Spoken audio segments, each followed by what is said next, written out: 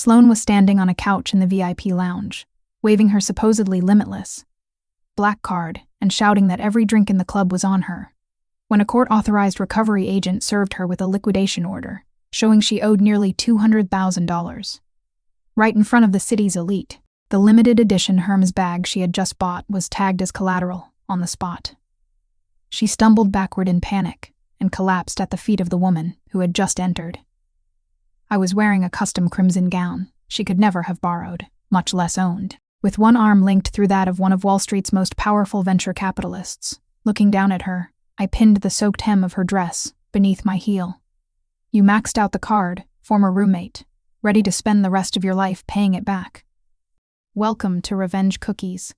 She spent 3 years funding her roommate's delusions and her boss's empire. They repaid her with theft, humiliation, and a flatline on a hospital monitor. But when she opened her eyes again with the clock reading 7:14 a.m., she didn't cry. She logged in. The piercing flatline of a heart monitor shattered into the crisp clink of glass. Harper's eyes flew open. She dragged in breath after breath, her chest heaving like a rusted bellows. Her fingers shot to the back of her hand. But there was no cold IV line, no sterile hospital ceiling above her. The air smelled of cloying tuberose perfume and freshly toasted sourdough. The microwave clock glowed neon green. 7:14 a.m., the 12th of April, 2023. To our future $1,000,000 empire. A shrill cheer rang out from the hallway, followed by the dull pop of a champagne cork hitting the ceiling. Harper stared at the glowing numbers, her pupils tightening. 3 seconds later, she threw off the pilled wool blanket and stepped barefoot onto the cold hardwood floor. She did not run to the bathroom to check her reflection. She did not waste time asking whether this was a dream. She crossed straight to the wobbling desk in the corner of the living room and opened her laptop. The screen lit her pale, perfectly dry face. Browser, bank website. Enter. Joint TLC account. Balance, $85,000. Every dollar of it had come from 3 years at a top marketing firm, paid for with sleepless nights. Industrial amounts of caffeine and medication just to keep functioning. High heels clicked across the floor outside the room. Harper's fingers blurred over the keyboard. Transfer. Recipient. Out-of-state trust. Code 774A. Full balance. Confirm. A blue loading circle spun in the middle of the page. 2 seconds later, a green checkmark appeared. The account dropped to 0. Harper barely looked at it. She opened a new private window and logged into the back end of a fintech lender called Summit Credit, a predatory outfit that specialized in high-risk bridge loans for small businesses. Busyness. Tax ID. Guarantor, Sloane Davis. Title, Chief Executive Officer. Social Security number ending in 8814. Credit line, $100,000. Daily compounded interest, 0.08%, roughly 29% annually. Harper hit enter. The algorithm scraped the company's recent cash flow. A green light flashed. Approved. She drew down $85,000 and deposited it into the joint account she had emptied moments earlier. The page refreshed. Balance, $85,000. It looked exactly as it had 3 minutes ago. The bedroom door opened. Sloane drifted out in a silver-gray silk robe that had been hanging, tags still attached. In the back of Harper's closet, her blonde hair was twisted into a careless knot, and a glass of champagne fizzed in her hand. Sleep still softened her eyes, but naked excitement burned underneath. Tanner followed behind her in a linen shirt, unbuttoned halfway down his chest. A gaudy gold chain rested against his skin, and too much hair gel added another sharp note to the mix of cheap cologne and stale tobacco. "You're awake," Sloane said. "I figured that nightmare boss of yours worked you so hard last night, you'd sleep until noon." She picked up Harper's cold black coffee and poured it down the sink. "Stop drinking broke girl coffee. Tanner finally got us access to that private crypto fund." Sloane leaned against the kitchen island, playing with the belt of the robe as she glanced at Harper's laptop. "The money's ready." "Right. The investment window closes at 10. Harper rose slowly. Her gaze moved from the silk belt around Sloane's waist to the carefully applied, no makeup on her face. "It's in the account," Harper said softly, her voice rough from a night without sleep. Tanner stepped up and gave Sloane a playful smack on the hip, making her squeal. Then he looked over her shoulder. The moment he saw the $85,000 balance, greed flashed across his face. Nice work, Harper. You may not understand Web3 or decentralized finance, but at least you know how to follow instructions. Tanner rubbed his jaw. Sloan, babe, send it to the secure escrow account I gave you. In 2 weeks, 85 grand becomes 2 million. Sloan set her champagne down, hard on the marble, and crowded Harper aside, already reaching for the trackpad. Wait. Harper caught the edge of the screen. Sloane's head snapped up. The fake warmth vanished, replaced by the sharp, mean expression Harper knew too well. What now? Another boring lecture about risk management. Harper, if you're too scared to make real money, enjoy working for other people forever. Harper released the laptop and slid an iPad from beneath the desk. Updated ownership documents, she said, in a voice as flat as a virtual assistant. You said last night that since you handle outside investments, the paperwork should give you full authority over company funds. I drafted it. Sign, and you can move the money wherever you want. You are the CEO after all. The words CEO and full authority lit up Sloane's face. She grabbed the iPad, skipped the document entirely, and jumped straight to the signature page. Come on, babe, Tanner urged. Don't keep Silicon Valley waiting. Sloane scrawled her name across the screen with one finger. Done. This company answers to me now. She shoved the iPad back at Harper, turned to the laptop, and typed in the long offshore account code Tanner had given her. Click Confirm. One-time security code. A green banner appeared. Transfer complete. The $85,000 vanished. Balance, $0. Sloane spun around, threw her arms around Tanner's neck, and kissed him in the middle of the kitchen. Their champagne glass tipped over, sending gold liquid across the marble and onto the hardwood in slow, sticky drops. Harper stood 2 steps away, watching the mess spread. Then she picked up the iPad, saved the document Sloane had just signed, encrypted it, and backed it up to the cloud. Its real title was Personal Unlimited Guarantee for Business Credit. Sloane glanced back and noticed Harper still standing there like a statue. God, Harper, you are such a mood killer. Sloane rolled her eyes and adjusted the robe's neckline. Tanner and I are celebrating at a Michelin-starred place in Beverly Hills. Clean this up, okay? And cover the rent this month. All my cash is busy multiplying. Sure, Harper said. The faintest hint of a smile touching one corner of her mouth. The door slammed. Silence settled over the apartment. Harper opened the Hidden Summit credit dashboard on her phone. A red number pulsed in the center of the screen. The first day's compounded interest had already been added. $85,068. The instant the number changed, her phone buzzed. A text from an unknown number appeared. You set the interest to the highest tier. Ruthless. Want the name of a better forensic accountant and attorney. Harper's gaze sharpened. She scanned the curtained apartment, then typed back. Who is this? The reply came 3 seconds later. The person who saw you changing server data through your company's back door last night. One more thing. Before you use Julian's falsified financials emails as leverage, strip the metadata from the attachments. You're welcome. L. Harper tightened her grip on the phone until her knuckles whitened. Beyond the window, the city skyline sat beneath a blanket of gray. 9M Midtown Manhattan. Union Marketing Group. The elevator doors slid apart with a chime. Harper stepped onto a floor covered in thick charcoal carpeting, her face unreadable. The air smelled of pressure, expensive coffee, and carefully concealed contempt. Across the open office, keyboards rattled like hard rain. For 3 years, Harper had been the hardest working and cheapest umbrella in that storm. She headed straight for creative director Julian Mercer's private office. As she passed the break room, several interns stopped talking. Their eyes flicked toward her with the quiet pity of people who already knew what had happened. The previous afternoon, Julian had thrown a failed 8-figure proposal at her in front of the entire staff and called her a keyboard with no original thoughts. Harper did not knock. She pressed the metal handle and pushed through the heavy glass door. Julian was leaning back in his executive chair, with his shoes on the mahogany desk, an iced Americano in one hand as he shouted into a wireless headset. I don't care how you do it. Make the numbers look good enough for the investors. If the Q3 report disappoints them, you're all gone. He looked up at the sound of the door, saw Harper, and ended the call with an irritated tap. Who said you could come in? He dropped his feet and drummed his fingers on the desk. Where's the revised proposal? If I don't have something usable by the end of the day, you can forget this month's performance bonus. Harper said nothing. She turned and locked the office door. The soft click carried through the oversized room. Julian frowned.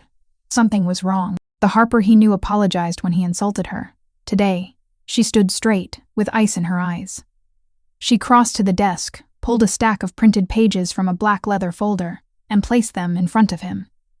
I'm not here to deliver a proposal, she said. I'm here to discuss my exit. Julian blinked, then laughed. He leaned back and folded his hands over his stomach. You're quitting. Harper, be serious. You think you'll find something better. I control what your background check says. One phone call from me, and every recruiter in this industry will send your RE sum straight to the trash. Harper ignored the threat. She touched the top page with one finger and slid the stack toward him. Read it. Julian. He glanced down with a smirk. After 1 second, he looked bored. After 3, his folded hands tightened. After 5, he shot upright, snatched the pages, and stared. It was a printed chain of internal emails.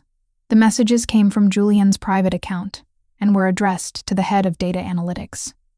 They documented, in plain language, his instructions to alter core conversion metrics, hide losses from a major campaign, and persuade the client to approve another funding round. Attached at the end was a side-by-side comparison of the real data and the version shown to investors. It was enough evidence to trigger a serious fraud investigation.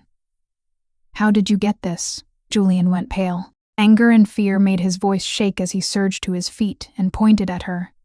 You stole confidential records. That's illegal. Stole them. Harper gave a cold laugh. You copied me on the emails yourself. Remember, 6 months ago, when you needed me to send a questionable report to the client so I could take the blame later, you forwarded the entire chain as reference material. In her first life, she had learned the truth only near the end. Julian had not merely exploited her. He had been preparing her to become the fall person when everything collapsed. He dropped back into his chair, sweat beading across his forehead. He knew exactly what would happen if the board saw those pages, or worse, if the press did. What do you want? He asked through clenched teeth. The arrogance was gone. All that remained was the hostility of a cornered man. Harper pulled out the chair across from him and sat with perfect calm. First, you sign my separation agreement immediately and provide a written reference rating my performance as exceptional. Second, 6 months of severance, plus cash payment for every unused vacation day I earned over the past 3 years. The money reaches my personal account by 3 this afternoon. Harper leaned forward slightly, her gaze cutting across his face. A non-disparagement and confidentiality agreement. You will not share any negative story about my departure. And if I hear that you have said one damaging word about me. She tapped the papers in his hand. A reporter at the Wall Street Journal receives the full file. Julian stared at her as though he had never seen the employee he had spent 3 years belittling. His chest rose and fell as he scrubbed both hands over his face.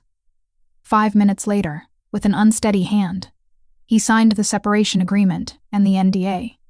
Harper took the documents, checked every page, and returned them to her folder. Good decision, Julian.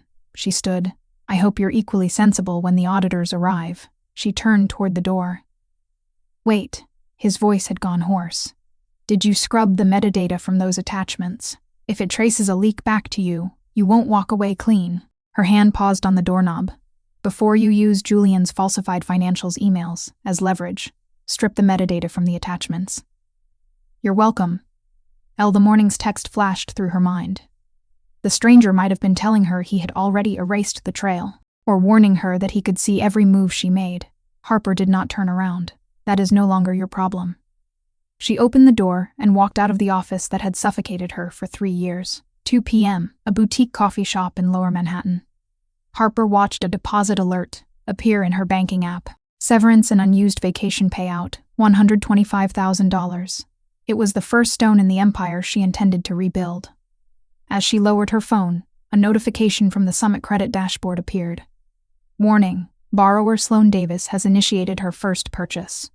Amount, $12,400. Merchant, Herman's, Beverly Hills. A cool smile curved Harper's lips. The show had begun. A chair scraped back on the other side of her table. Harper looked up. A man in a perfectly tailored navy suit sat down without waiting for an invitation. No tie, collar open, dark hair immaculate. A quiet, unreadable smile touched his deep-set eyes, as though he were studying an intriguing work of art. He tapped twice on the tabletop. $125,000 for enough leverage to end a senior executive's career, he said. Miss Harper, I think you sold yourself short. His voice was low, smooth, and almost lazy. Harper watched him carefully. Who are you? He drew a gold-embossed business card from his pocket and slid it toward her between two fingers. The card held only one name and a phone number. Liam. An investor who is very interested in the consulting firm you created less than 24 hours ago. Liam crossed his long legs. Also, the cover you built around this morning's transfer was decent. Next time, use a better proxy. Harper narrowed her eyes at the man radiating polished danger from across the table. You sent the texts. Liam smiled and lifted his coffee cup in a small toast. To a shared hobby, watching arrogant people face the consequences of their own choices. Sloane posed outside the discreetly luxurious boutique with 3 enormous orange shopping bags, each stamped with the carriage logo that announced money before she ever opened her mouth. Tanner, take my picture. She arranged the bags across the steps, turned sideways, and extended one leg to make it look longer. She had just used her new CEO corporate card to buy enough merchandise to qualify for a coveted platinum handbag. Her fingertips still tingled from watching the terminal print that glorious, endless receipt. Tanner lifted his phone and snapped a dozen careless photos. His mind was elsewhere. Harper's $85,000 was safely parked in one of his offshore accounts, and he was deciding which flight to the Cayman Islands would help him disappear from Sloane. Fastest. These are perfect. Babe, post them on Instagram and make all your fake friends jealous. He kissed her cheek, hiding the contempt in his eyes. Sloane snatched the phone, opened an editing app, lifted her cheekbones, smoothed the fine lines around her eyes, and added the location tag, Beverly Hills, California. She had already written the caption, CEO Brunch Life. Trust your instincts and invest in yourself. Number Girlboss Number Financial Freedom Post. Within 5 minutes, the photo passed 500 likes. The comments filled with envious gasps and shameless praise. Sloane sighed with satisfaction. She had escaped the cramped shared apartment. She had escaped Harper, with her constant typing and dreary warnings. Now Sloane belonged at the top. Tanner, let's check out that Italian custom furniture store. I'm a CEO now. I need a bed that matches my status. She looped her arm through his, shopping fever glittering in her eyes. He shrugged. Of course, babe. That card might as well have unlimited money. At the same time, back in Manhattan. Harper ignored Sloane's boastful new post. Her full attention rested on the dim private cigar lounge around her. A place with discreet staff and security fit for a head of state. Across from her sat Liam, a former executive at New York's largest technology, public relations firm, and now an independent investor. The same man who had texted her that morning and intercepted her at the coffee shop. So, he said, turning a silver lighter between elegant fingers, as the flame briefly lit the sharp angles of his face. You used your former boss's own emails to force a clean exit, then guided your roommate into a credit line carrying nearly 30% annual interest. Harper, you have more bite than I expected. Those were Julian's emails. I merely kept my copies. Her eyes remained cold. As for Sloane, that is her signature on the loan guarantee. I only helped a self-proclaimed businesswoman accept the responsibility that comes with the title. Harper took a sip of water. Now tell me what you want. A man at your level does not spend his day following a newly unemployed woman who is trying to get rid of a parasitic roommate. Liam laughed softly and snapped the lighter shut. I'm busy, but promising new brands interest me, especially the Harrow Technologies account. It is Union Marketing's biggest client, and yesterday Harrow's Kuo tore Julian's proposal apart. Harper's expression shifted by a fraction. Liam's intelligence network was more extensive than she had imagined. Harrow needs precise customer segmentation and a real crisis response strategy, not one of Julian's glossy decks full of empty buzzwords. Harper knew what had happened in her first life. After her death, a data leak connected to Harrow's newest product had erased a third of the company's market value. And you happen to have the strategy they need. Liam leaned forward, his voice low and persuasive. Your newly formed firm, Vanguard Strategy, is currently a name on a filing. No team, no track record, not even a proper office. Why would Harrow's coup agree to meet you? That is my problem. Harper held his gaze. It is also mine. Liam removed a matte black access card from his inner pocket and pushed it across the table. 45 Wall Street, top floor. I own an unused office suite there, with private security. In exchange, I want 10% of Vanguard. Harper studied the card without touching it. What do you really get from this? 10% of a new company is not worth giving away an entire floor in Lower Manhattan. I get to watch you put Julian and Union Marketing beneath your heels within 3 months. Liam settled back, something cold moving behind his eyes. Julian interfered with one of my deals. I dislike him, but I also dislike doing tedious work myself. His mouth curved with quiet amusement. And I admit I'm curious. How far can a queen who came back from the dead take this game? Harper held Liam's gaze for a full 10 seconds. This was more than a business offer. It was a test. She reached out with 2 fingers and picked up the access card. Deal. Harper rose. But you get 5%, not 10. You're providing the office. I'm providing the brain. Liam watched her leave, the amusement in his eyes deepening. For the next 2 weeks, Harper seemed to vanish. She moved out of the shared apartment and into Liam's top-floor office suite. It had elite equipment, private security, and a lounge overlooking the full sweep of Manhattan at night. She worked through days and nights, rebuilding everything she remembered about Harrow Technologies from her first life. She organized the data, designed a defensible model, avoided Julian's surveillance, and used one of Liam's quiet channels to place the report directly in the COA's private inbox. The result was inevitable.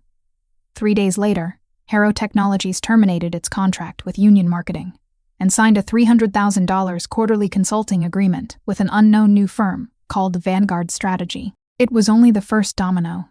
Meanwhile, the hidden Summit credit alerts on Harper's phone arrived almost every day. Warning, borrower Sloan Davis has initiated a purchase. Amount, $3,500. Merchant, luxury skincare counter. Warning, borrower has initiated a purchase. Amount, $8,000. Merchant, private yacht charter. Warning, borrower has initiated a purchase. Amount, $15,000. Merchant, specialty dog breeder. Sloan was burning through the credit line at a nearly self-destructive pace, convinced it was endless cash. After losing Harrow, Julian was too busy raging inside Union Marketing to care about a figurehead partner like Sloan. No one bothered to tell her that her company was already an empty shell buried in debt.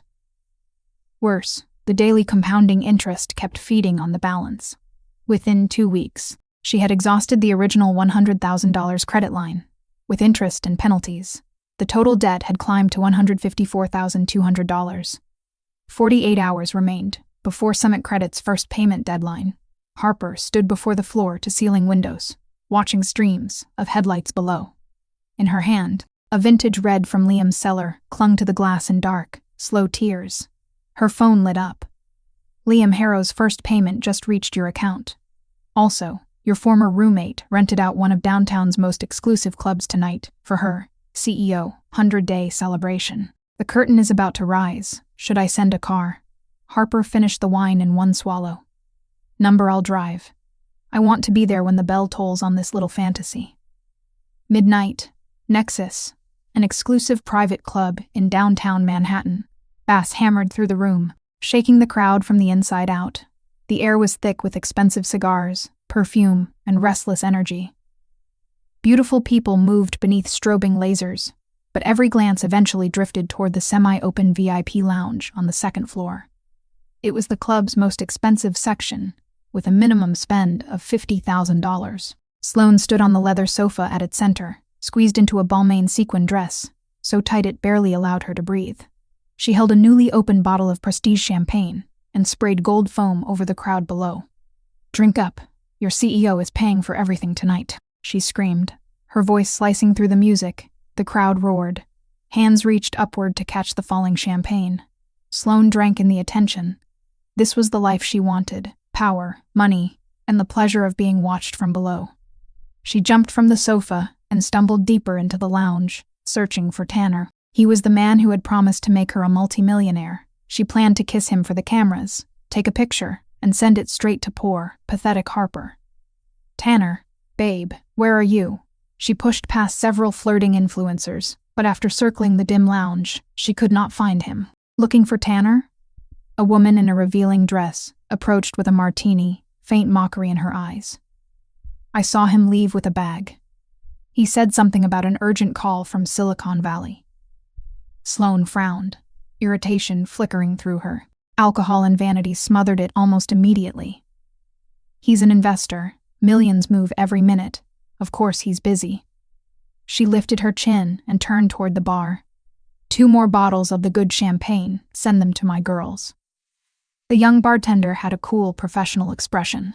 Instead of reaching for a bottle, he checked the tablet on the counter. "I'm sorry, Miss Davis. The payment request on your corporate card was declined." His flat voice somehow carried through the noise. Sloane stared, then waved him off. "That's impossible. Run it again. It's a no-limit business card." He did not move. "The terminal is working, ma'am. The issuer reports that the account has been frozen and flagged for serious default." For one brief second, the noise around them seemed to falter. Several nearby influencers stopped talking and turned to listen. Heat flooded Sloane's face. The humiliation landed harder than a public slap. "What are you talking about?" She struck the bar with her palm, drawing more attention. "There's over $100,000 behind that card. Run it now." Her designer clutch began vibrating violently. She fumbled for her phone. More than a dozen missed calls filled the screen, all from the same number, followed by a stream of messages. They were not from Tanner. The sender read, "Summit Credit, Legal Recovery Division." Her fingers trembled as she opened the newest message. "Final notice. Sloane Davis, SSN, ending 8814. The business credit line you personally guaranteed is in severe default. Current unpaid principal, compounded interest and fees, $184,320.15, because the first payment obligation was not met. Level 1 default procedures are now active. All associated assets in your name, including bank accounts, vehicles, and housing deposits, have been frozen where legally permitted. An authorized recovery representative is en route to your current location." The phone struck the floor. The red number, $184,320.15, cut through the bubble of alcohol and vanity she had built around herself. "Number, that's not possible." Her face drained of color. "Tanner has the money. He invested it. How could it be a loan?" She dove for the phone and called Tanner. "The number you have reached is no longer in service." The automated voice repeated the message with mechanical indifference. Sloane sank to the floor. The people who had surrounded her with flattery backed away as though disgrace were contagious. Whispers rose around her, and the contempt in their eyes was louder than their cheers had been minutes earlier. "I knew she was pretending to be rich. Some CEO. She maxed out predatory credit just to look wealthy. She owes almost $200,000. She is finished." The VIP doors opened, and 2 broad-shouldered men in dark uniforms entered. Their credentials and severe expressions silenced the room. "We are court-authorized asset recovery representatives, retained by Summit Credit," the lead agent said. He displayed a sealed order and looked directly at Sloane. "Miss Davis, under the personal guarantee you signed, the account is in material default. We are legally required to inventory identified assets and secure qualifying collateral." Sloane shook her head wildly. "No, you have the wrong person. Harper moved the money. Go after her. Go after my roommate." The agent ignored the outburst and gave a signal. His partner crossed to the sofa and picked up Sloane's limited edition Hermes bag. "What are you doing? Give it back. It's mine." Sloane lunged for it. He blocked her without effort. "Please cooperate, Miss Davis.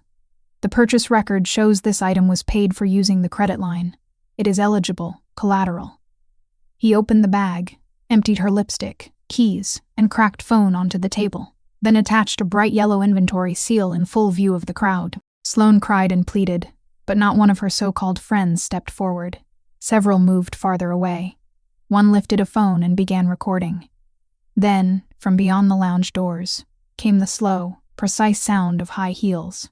Click, click, click. The crowd parted on its own. Harper entered. She wore no loud sequins and no visible designer logos. Her black velvet gown was minimal, impeccably cut, and unmistakably expensive. Her hair was swept into a clean updo, and a simple diamond necklace flashed with cool light at her throat. She stood with the calm authority of a judge arriving after the verdict was already decided. Liam followed with a glass of whiskey in hand and an amused curve to his mouth, looking less like a guest than a man attending private theater. When Sloane saw Harper, she scrambled forward as though she had found her final lifeline. She clutched the hem of Harper's dress, her makeup streaked, her face swollen with tears. "Harper, help me. Tell them you moved the money. You're a vice president at Union now. You can afford this. Pay it for me, please. We're best friends." Harper looked down at the woman who had destroyed her first life and had tried to use her again in this one. She did not pull away immediately. Instead, she bent just enough to speak where only Sloane could hear. "Sloane, I quit Union almost a month ago." Sloane's crying stopped. She looked up, stunned. "While you were buying handbags with borrowed money, I signed Harrow Technologies. While you were spraying champagne in this club, I signed the lease on the penthouse you used to dream about." Harper straightened. There was no warmth left in her eyes. "You thought you were using me. In reality, you were only a credit card in my plan." A slight smile touched Harper's lips, and now that card is maxed out. She freed the hem of her dress from Sloane's grip with one clean movement. "Enjoy your $1 million empire, CEO Davis." The music had been shut off, in the dead silence. Only Sloane's ragged breathing and the sharp rip of an evidence seal could be heard. Harper turned away without another glance. She linked her arm through Liam's and walked toward the exit at an even pace. Sloane screamed behind her. "Harper, you liar. You think you won. I'll sue you. I'll tell everyone you set me up." Harper did not slow. Sue her with what? The guarantee carrying Sloane's digital signature, or the computer whose hidden access trail Liam had already erased. Cold night air met Harper outside the club. She breathed deeply, and some of the bitterness trapped in her chest across 2 lifetimes finally began to loosen. "Excellent performance," Liam said as he opened the door of a black Maybach. "Especially the line about the card being maxed out. Very cinematic. Her expression must be spectacular." Harper slid into the car and smoothed her skirt. "She does not deserve more of my emotion. This was simply a settlement that arrived years too late." Her voice was quiet, but her gaze remained sharp. Liam sat beside her. The door closed, sealing out the noise. The cabin smelled of fine leather and the faint cedar of his cologne. "Is that all?" He studied her in the dim interior. "Because you do not look satisfied." Harper turned to meet his eyes. He noticed too much. A ruined socialite with $200,000 in debt is not enough. Neon slid across the window beside her. Tanner took the actual money. The so-called Silicon Valley investor. The $85,000 had cost Harper years of her life. She had arranged for Sloane to carry the legal responsibility. But the cash itself was still in Tanner's hands. She would not let him disappear with it. Liam laughed softly, tapping one finger against the leather seat. "Good. I also dislike people who run cons on my territory." He took a thin folder from his jacket and handed it to her. Harper opened it beneath the passing streetlights. Inside was a complete background report on Tanner, including a first-class ticket to the Cayman Islands, booked 3 days earlier. "Departure, tomorrow, at 3 p.m. You had him investigated already." Harper narrowed her eyes. "I told you, your game interests me." Liam leaned closer, near enough that she could feel his breath. "Tanner is a con man, but not an especially sophisticated one. His private crypto fund is a shell operation used to move stolen money and target people as vain and careless as Sloane." "What are you planning?" Harper held her ground. "Not what I'm planning. What we're planning." Liam's voice carried a quiet pull. "I can have him stopped at the airport. I can freeze the transfer before the funds leave the country. I can also show him what happens when someone tries to cheat people with more resources than he has." He paused, amusement returning to his eyes.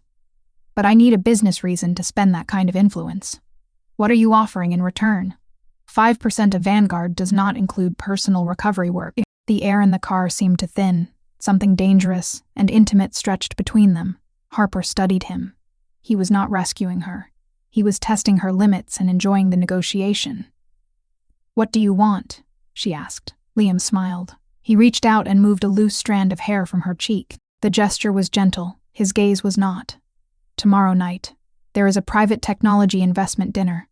You will attend as my guest, and you will help me win over an investor I have been pursuing for months." Harper knew the man he meant. Richard Crawford was famous on Wall Street for being difficult and deeply suspicious of emerging technology companies. This was not merely an exchange. It was Liam's final test of her ability. "If I succeed," Harper said, brushing his hand aside, "Tanner returns every dollar he took, plus the recoverable proceeds. Nothing disappears." "Agreed." Liam settled back, satisfied. "Address will arrive at your new apartment tomorrow at 2. The following afternoon, at a cheap motel in Queens. Tanner paced the cramped room. His flight left in less than 4 hours. But every attempt to divide the $85,000 and send it to the Cayman account had been rejected for system maintenance.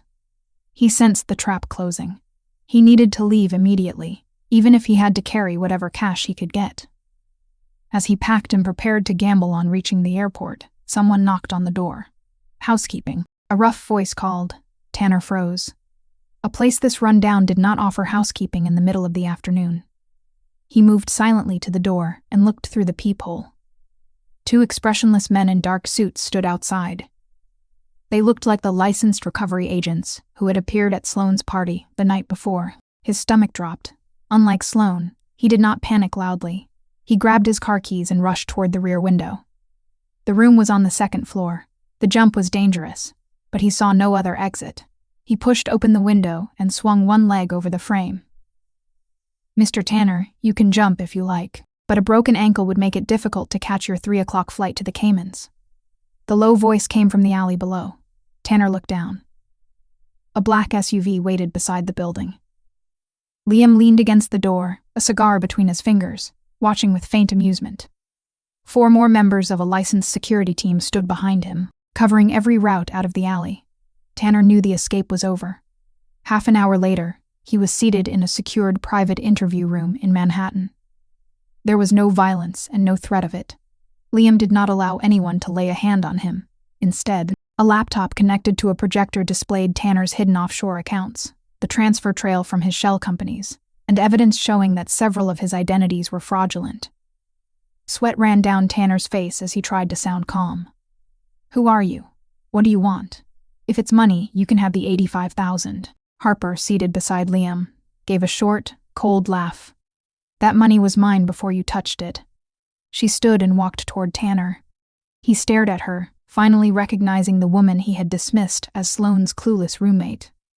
"Harper, how is this possible? You're the one who never fought back." Harper looked down at him. "You and Sloane made the same mistake, Tanner. You believed your own opinion of me." She glanced at Liam. He nodded and pressed a key. On the screen, holds appeared across Tanner's accounts. Funds linked to the suspected fraud were being frozen through bank compliance channels and flagged for lawful recovery. "Number, you're stealing from me," Tanner shouted. "No," Liam said calmly, placing a flash drive on the table. "Financial institutions are preserving funds connected to an interstate fraud investigation. The drive contains the supporting evidence. Copies have already been delivered to federal financial crimes investigators. Law enforcement is on the way." Liam stood, straightened his cuffs, and joined Harper. "Our work here is done, Miss Harper. We have a dinner to prepare for." They walked out, leaving Tanner staring at the evidence and the locked accounts on the screen. After nightfall, a Maybach stopped outside Harper's newly leased penthouse. Liam's assistants delivered an oversized black gift box. Inside lay a deep crimson velvet evening gown. Its tailoring sharp enough to look like armor and elegant enough to command a room. The card contained a single line: "Wear the armor. Tonight, make Wall Street remember your name." When the Maybach stopped at the entrance of the Augustine estate, camera flashes turned the night white. It was the year's most exclusive venture capital dinner, attended by some of the most influential investors in New York and beyond. Liam stepped out first, in immaculate black tie. He carried the relaxed confidence of a man who had spent years at the top and no longer needed to prove he belonged there. He turned and offered his hand. A silver heel touched the carpet. Harper followed, resting her hand in his. The crimson velvet gown followed the clean lines of her figure.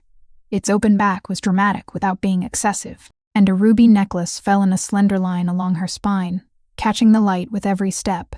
A quiet wave of surprise moved through the crowd. "Who is she? Liam never brings a guest."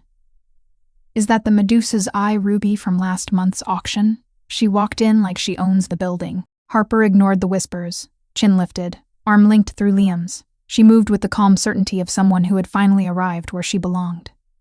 "Ready, my queen," Liam murmured near her ear. "I hope your difficult investor does not surrender too quickly," Harper replied. "I came for a challenge." Inside, the ballroom glittered with crystal, tailored suits, couture gowns, and carefully measured smiles. Liam guided Harper through the room, introducing people whose faces usually appeared on financial magazine covers. She handled every exchange with precision. Her charm opened conversations, but her command of markets, customer behavior, and corporate risk kept them open. Before long, they had become the center of the room's attention. In a quieter corner, Liam found their target, Richard Crawford, one of Wall Street's best-known conservative investors. After the usual courtesies, the conversation turned to Liam's newest technology investment. "You know, I respect your judgment," Richard said, circling the wine in his glass. "But I am not convinced by this predictive AI model. Technology is too abstract. I invest in businesses with assets I can see and touch." Liam smiled, but said nothing. He looked at Harper. She set down her glass and met Richard's eyes. "Your commitment to traditional businesses is understandable, Mr. Crawford. But if you mean the logistics company you funded last month, your information may already be out of date." Her voice remained quiet, yet every word landed clearly. Richard's expression tightened. "What exactly are you suggesting?" "That the company's core operating system has a serious vulnerability." Harper removed a small tablet from her clutch and displayed a set of charts. "Our analysis indicates that if a competitor exploits the weakness, the company could lose 30% of its market share within 3 months. Richard studied the data, his eyes narrowing. He understood immediately that the analysis was not empty theater. "How did you obtain this?" he asked. "By combining strong analytics with faster market intelligence." Harper closed the tablet with a slight smile. "In a rapidly changing economy, information is an asset. Your current investment protects yesterday. Ours prepares for tomorrow." Richard remained silent for several moments. Then he exhaled and raised his glass toward Liam. "You win, not only because of the project." He glanced at Harper with open respect. "You found an exceptional partner." Their glasses met with a clean chime. Harper had passed Liam's test. "Beautifully done," he said, his admiration undisguised. At the height of the dinner, the enormous projection screen at the front of the ballroom flickered. The polished promotional reel vanished. A shaky phone video replaced it. The recording showed a dim room and a disheveled woman on her knees, pleading with several men in dark suits. "Please, give me a few more days. I do not have the money. My roommate set me up." She took it. It was Sloan. A bystander had apparently recorded part of the lawful asset inventory and uploaded it. Because the woman in the video had spent months presenting herself online as a millionaire CEO, the clip spread across social media within hours. The ballroom fell silent as everyone turned toward the screen. "Isn't that the CEO who is always showing off on Instagram? I heard she maxed out a predatory credit line and owes hundreds of thousands, and she called herself an entrepreneur." Mocking laughter moved through the room. Harper watched Sloane's public facade collapse on the screen. She felt no pity, only a deep and quiet sense of closure. In Harper's first life, Sloane had spent Harper's money and celebrated in a Miami penthouse after Harper was gone. In this life, Harper had stripped away the illusion and forced Sloane to face the choices she had made. Consequences had finally arrived. "Your former roommate is famous tonight," Liam said, offering Harper a glass of champagne, just not in the way she planned. She earned this ending. Harper accepted the glass and watched Sloane's desperate face on the screen. At that moment, the ballroom doors flew open. A woman in rumpled clothes rushed into the ballroom, wild-eyed and barely recognizable. "Harper, I know you're in here. You ruined me." It was Sloane, somehow. She had slipped past the outer security checkpoint and forced her way into one of Wall Street's most exclusive events. Then she saw Harper standing radiant and composed among the crowd. Jealousy and fury twisted her face, and she charged forward without thinking. "I'll destroy you. You took everything from me." Security reacted instantly. Several officers intercepted Sloane before she came within reach of Harper and restrained her on the carpet. Sloane struggled, glaring up at Harper with helpless rage. "You stole my money. You stole my life." The guests moved back, watching her with a mixture of alarm and disbelief. Harper remained still. Whatever fear Sloane once inspired in her was gone. She walked forward and stopped several feet away. "You're wrong, Sloane," Harper said, her voice carrying through the silent ballroom. "I did not steal anything from you. I took back what belonged to me, and then I gave you exactly what you said you wanted." She leaned slightly closer, meeting Sloane's furious stare. "You wanted to be a CEO. You wanted the luxury lifestyle and the attention." Harper's smile held no warmth. "I gave you authority and a stage. Your greed and your choices destroyed both." Harper straightened as security began escorting Sloane away. "And there is one more thing. Tanner has been arrested, and investigators have records linking both of you to the fraud. You will have plenty of time to explain your role through the proper legal process." Sloane fell silent. Security led her from the ballroom, and the doors closed behind her. The disruption ended. Conversation slowly returned, and the music began again. A perfect final scene. Liam joined Harper and raised his glass. "To Miss Harper, no. To the founder of Vanguard Strategy." Harper looked at the brilliant, unreadable man who had tested her and met her as an equal. She lifted her glass and touched it to his. "To the arena we share." She finished the champagne. Then she turned and walked toward the bright, hard-won future that was finally her own. Oh, where do I even begin with this delightful collection of human garbage? Let's start with Sloane, a woman whose entire personality is borrowed silk robes, borrowed money, borrowed confidence.